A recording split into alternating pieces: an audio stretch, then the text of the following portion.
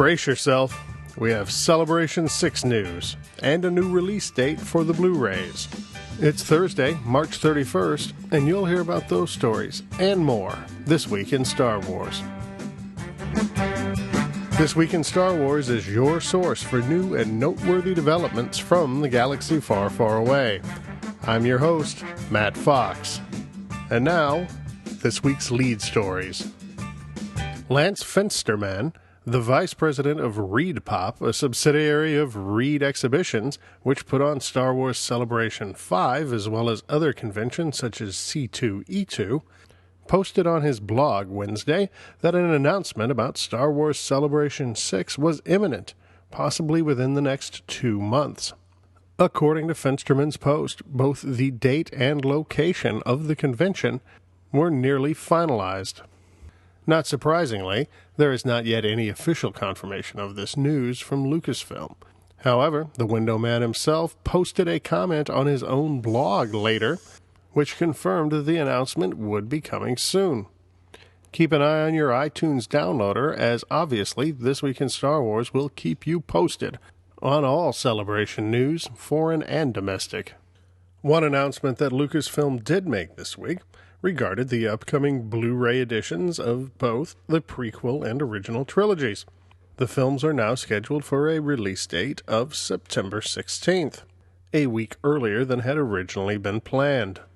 The movies are widely available for pre-order on the internet, and Amazon has both sets available for pre-order for $44.99 each, or $89.99 for the complete set. If you do choose to pre-order from Amazon, I encourage you to use the link on the front page of This Week in Star Wars. Unfortunately, there was no new information on what is going to be contained in those 30 hours of special bonus features. But at least now we can say in less than 6 months we'll have them in hand. This week's collecting news consists of little new product, but several sales available in stores and online. Entertainment Earth is currently running a 15% off sale in honor of their 15th anniversary. This covers almost all in-stock items as well as some pre-orders. Not to be outdone by Entertainment Earth's 15% off, StarWarsShop.com is running a 20% off sale. According to the website, this promotion applies to, quote, most orders at HasbroToyShop.com and can be redeemed by entering the code SPRING20 at checkout. LEGO fans should take note that Target is currently running a sale on a number of the Star Wars LEGO sets, including minifigure booster sets for $10, as well as a Target-exclusive mini AT-ST kit, which is available in the Easter section.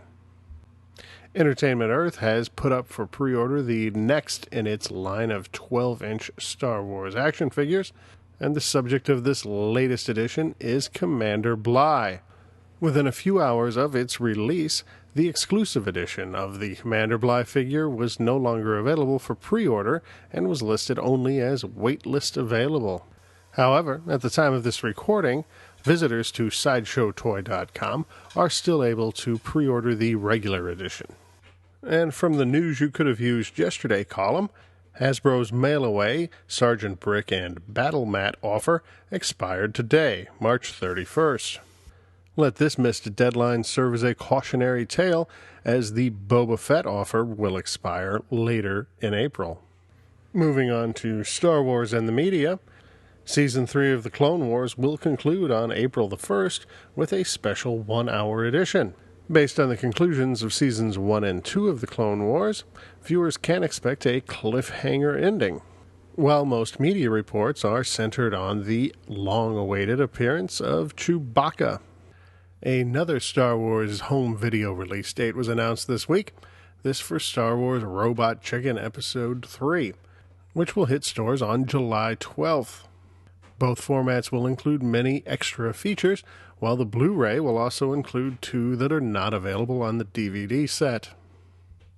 As mentioned in the last episode of This Week in Star Wars, the C2E2 convention was held in Chicago earlier this month. The convention's primary focus is comic books, and there were a number of Star Wars-related publishing announcements made at the convention. Comic book publisher Dark Horse announced several Star Wars titles at the convention, including Crimson Empire 3, the long-awaited third installment of the adventures of Imperial Guardsmen. Another new title announced at the show was Star Wars Agent of the Empire. This 6-issue series is described as James Bond meets Star Wars and will begin publishing in December of 2011. The third Star Wars title announced by Dark Horse was Star Wars Knight Errant Deluge, a 5-issue story arc, which will debut on August 17th, 2 weeks after Star Wars Out of the Wilderness, a 5-issue story arc set in the Dark Times universe.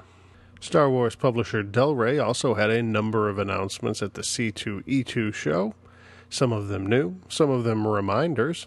These included the 20th anniversary edition of Heir to the Empire, the first book in Timothy Zahn's Thrawn trilogy, which is widely credited with reviving Star Wars in the early 90s. This new version features annotation by the author, as well as a new Thrawn short story authored by Zahn.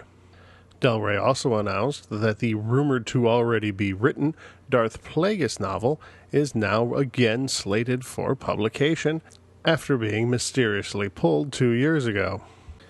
J.W. Rensler will be given the opportunity to complete his trilogy of the making of books with the making of The Return of the Jedi. Fan-favorite author Aaron Alston will be writing a Wraith Squadron novel, which will be published in the summer. And short stories are returning to the Star Wars Insider. These will include First Blood by Christy Golden and Buyer's Market by Timothy Zahn, a Lando story. Lastly, in anticipation of next year's release of Star Wars Episode 1 in 3D, James Luceno's Episode 1 novelization, as well as the Shadowhunter Darth Maul novel, will be republished as paperbacks. These reissues will also include new short stories by Luceno featuring Darth Maul.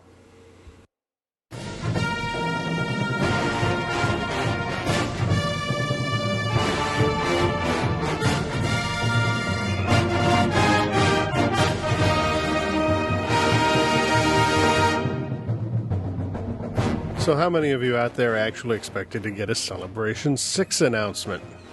I mean, in all seriousness, I still haven't completely unpacked from Orlando last summer. Now, Mr. Finsterman's post really didn't say that much, aside from the fact that there would be an announcement soon.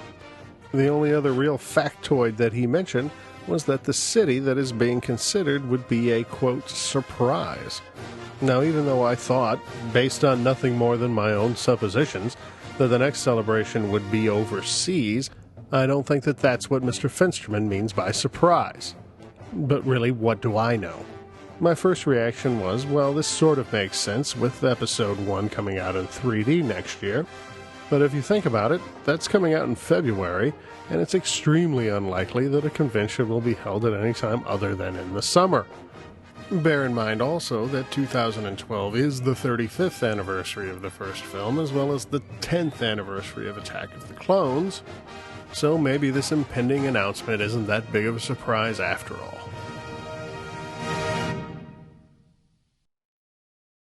And that was This Week in Star Wars. Join us again next week for more news, notes, and developments from the galaxy far, far away. Visit www.thisweekinstarwars.com or www.twisw.com for links to old episodes, news about the show, as well as links to some of the stories we discussed in today's program. You can follow us on our breaking news Twitter feed, TWISWcast, and we welcome comments on our Facebook page. We also welcome news suggestions, questions, and comments via email at host@thisweekinstarwars.com. Help us grow the community. If you enjoyed This Week in Star Wars, please go to iTunes and leave a positive review of the podcast. You've been listening to This Week in Star Wars. We troll the web so you don't have to. This Week in Star Wars is not affiliated with Lucasfilm, its subsidiaries, or any other entity mentioned in this podcast. Star Wars, its characters, and creations are the property of Lucasfilm. All other trademarks are property of their respective trademark owners. This Week in Star Wars is intended for informational and entertainment purposes only. This podcast is copyright 2010 This Week in Star Wars. Invaluable technical assistance provided by WebStorm Interactive. News, comments, and questions can be directed to host at thisweekinstarwars.com.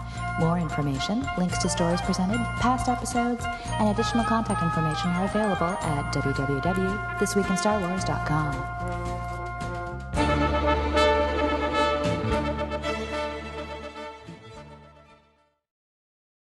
Jesus, am I speaking Chinese?